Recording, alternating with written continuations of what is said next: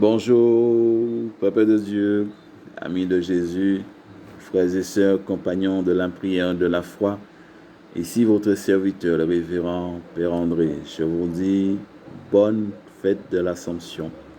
Que la très sainte Vierge Marie puisse nous envelopper de son manteau d'amour, qu'elle puisse vraiment euh, recueillir toutes nos prières, qu'elle puisse vraiment les transporter devant le trône de Dieu.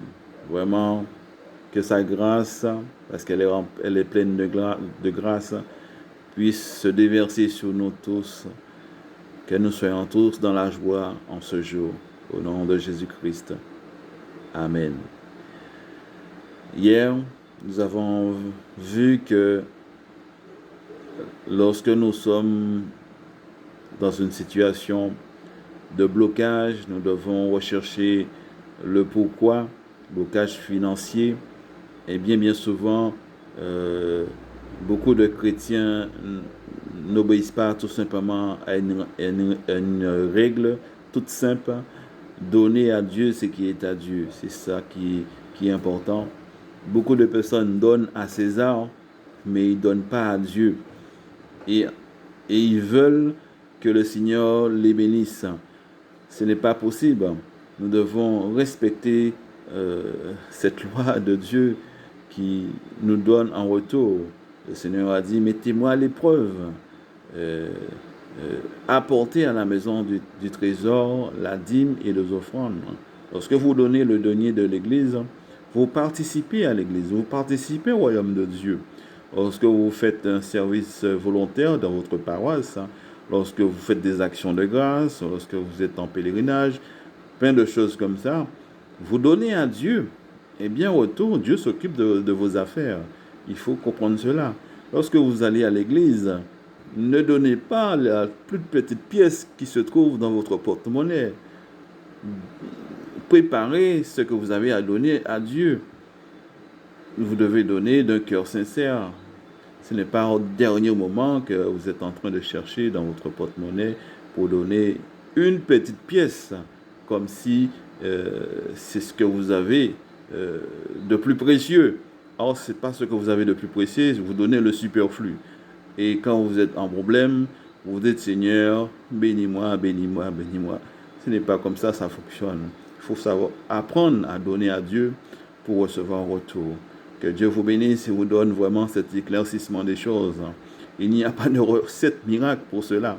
Il faut se mettre sous la protection de Dieu en donnant à Dieu et en retour, le Seigneur vous donnera. Que le Seigneur puisse vous bénir aujourd'hui.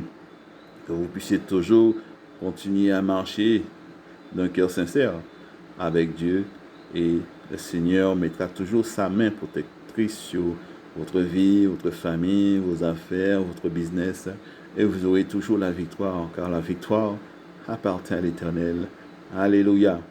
Ce matin, 6e jour, nous sommes pratiquement vers la fin, mais c'est une très belle fin.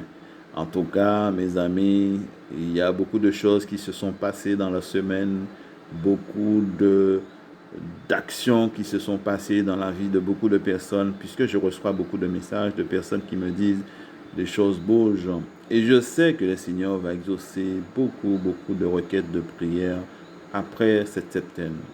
Alors soyez rassurés, augmentez votre foi, Jésus revient bientôt. Ce matin, nous allons lire l'évangile du jour qui se trouve dans le livre de Saint Matthieu, chapitre 18, versets 1 à 8, où Jésus parle de la veuve et du juge inique. Nous allons lire ça maintenant, chapitre 18 de Saint Luc, chapitre 18, versets 1 à 8. Que Dieu vous bénisse. Jésus leur adressa une parabole pour montrer qu'il faut toujours prier et point se relâcher. Il dit, il y avait dans une ville un juge qui ne craignait point Dieu et qui n'avait d'égard pour personne. Il y avait aussi dans cette ville une veuve qui venait lui dire, fais-moi justice de ma partie adverse. Pendant longtemps, il refusa, mais ensuite il dit en lui-même, quoique je ne craigne point Dieu et que je n'ai d'égard pour personne. Néanmoins, parce que cette veuve m'opportune, je lui ferai justice afin qu'elle ne vienne pas sans cesse me casser la tête. Le Seigneur ajouta, entendez ce que dit le juge inique. Et Dieu ne fera-t-il pas justice à ses élus, qui crient à lui jour et nuit, et tardera-t-il à leur égard? Je vous le dis, il le fera promptement justice. Mais quand le Fils de l'homme viendra, trouvera-t-il la foi sur la terre? Amen. Parole du Seigneur. C'est une belle question. Quand le Fils de l'homme viendra, trouvera-t-il la foi sur la terre? Ça, c'est une très belle question que nous devons réfléchir à cela. Amen. Si vous avez un problème du niveau d'ordre administratif, vous avez un dossier qui traîne quelque part et ça fait longtemps que ce dossier-là, ça n'avance pas. Vous avez un conflit, vous avez une affaire en justice et cette affaire est bloquée, ça n'avance pas. Alors ce programme-là, ce jour, il est fait pour vous. Bien sûr, vous devez avoir raison, c'est-à-dire que vous êtes dans votre bon droit. N'essayez pas ce n'est même pas la peine, je ne vous conseille pas de prier si vous savez que vous avez tort, parce que Dieu ne vous rendra pas justice si vous avez tort. Si vous avez raison, vous savez que vous êtes dans votre bon droit, il n'y a aucun problème, vous êtes sur le bon jour pour vous. Que Dieu vous bénisse, mes amis. Alors Jésus nous explique que lorsque nous prions, si nous baissons notre garde, eh bien, les choses ne vont pas se réaliser. C'est pour cela que Jésus nous dit que nous devons insister dans la prière, persévérer, continuer. Le problème qui arrive à beaucoup de chrétiens, c'est la lassitude. Ils prient, et au bout d'un moment, comme ils ne voient pas que les choses bougent, eh bien, ils commencent à se fatiguer, ils commencent à se décourager, et puis, ils laissent tomber.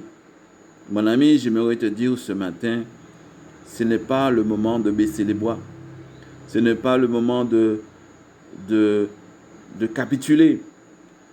Observe ce que dit la parole de Dieu. Jésus a dit, cette femme est venue tout le temps, n'a jamais baissé les bras, lui demandant au juge unique, fais-moi justice de ma partie adverse. Toi aussi, dans ta situation, il se peut que ça fait longtemps, il se peut que ça fait des années que le dossier il est là et ça ne bouge pas. Mais le moment est venu maintenant, nous sommes dans le temps de Dieu, le moment est venu de plaider ta cause devant Dieu afin qu'il puisse débloquer ta situation. L'ennemi, notre ennemi de la prière lorsque nous prions, c'est bien souvent nous-mêmes, c'est notre incrédulité, le fait que nous avons peur parfois, parce que nous disons ça ne va pas marcher, et nous réfléchissons à plein de choses. Et aussi le facteur, comment dirais-je, la motivation, notre première motivation devrait être que nous puissions acquérir la patience qui est le fruit de l'esprit. Cette femme, elle est restée longtemps dans cette situation, mais elle n'a pas baissé les bras. Elle a persévéré. Et on ne sait pas combien de temps que ça s'est produit, mais elle est restée toujours déterminée dans sa position de la prière. Et c'est pour cela que Jésus dit, pourquoi Dieu ne fera-t-il pas justice à ses élus qui crient vers lui jour et nuit? La prière, c'est une arme efficace. La prière déclenche beaucoup de choses. La prière est l'arme par excellence pour les chrétiens. C'est ce que nous avons, c'est la prière en toutes choses. Et l'ennemi, il sait que l'arme du chrétien, c'est la prière. Alors il va essayer de nous décourager par toutes sortes de choses.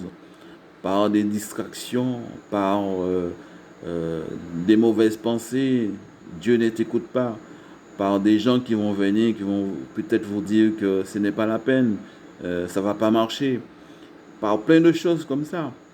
Et lorsque nous entendons ces paroles, eh bien, nous pouvons commencer, si nous n'avons pas la foi, nous pouvons commencer à douter de nous-mêmes et de cette possibilité d'accéder vraiment à Dieu par notre prière. J'aimerais te dire, mon ami, ce matin, que ton dossier est dans de bonnes mains. Le Seigneur est en train de traiter ton dossier, mais tu dois continuer à persévérer. Il se peut que tu as commencé à baisser les bras, il se peut que tu as commencé à flancher un peu, mais le moment est venu de persévérer en toutes choses. Lorsque le chrétien se sent découragé, il doit s'en remettre encore davantage à Dieu. Le chrétien aussi doit aussi se mettre en commun avec d'autres chrétiens. Si tu ressens que ton dossier, tes prières sont difficiles à sortir, tu as du mal à prier, il faut t'associer avec d'autres chrétiens pour prier. C'est l'unité qui fait que la foi devient plus grande. Parce que ta prière, plus la prière d'autres personnes, plus la prière d'une autre personne, la prière d'une autre personne, eh bien ça fait que les prières vont monter plus puissamment vers le trône de Dieu. Et l'encouragement, le soutien fraternel, tout cela aide aussi notre foi à grandir plus intensément. Que le Seigneur puisse vraiment vous aider à rester dans la patience, rester fidèle dans la prière chaque jour pour que le Seigneur puisse toujours avoir son oreille attentive dans votre requête. Et ne désespérez pas, car un jour, vous allez voir, vous allez être surpris. La porte va s'ouvrir pour vous parce que vous avez été fidèle dans la prière de la foi. Que le Seigneur puisse vous bénir ce matin. Que vous puissiez passer une très bonne fête de l'Assomption. Mon ami, j'aimerais te dire que toutes les prières que tu as faites avant ne sont pas perdues. Toutes les prières sont là. Elles sont stockées, elles sont emmagasinées. Mais le temps est venu maintenant qu'elles puissent vraiment voir leur accomplissement. Alors, augmente ta foi. Jésus revient bientôt. Passez une très bonne journée. Et je vous bénis ce matin afin que tout ce qui est bloqué, tous les dossiers qui sont cachés, tous les dossiers qui sont obscurcis, qui sont empêchés par l'ennemi, soient délivrés, soient débloqués au nom du Père et du Fils et du Saint-Esprit. Amen. Que Dieu vous bénisse.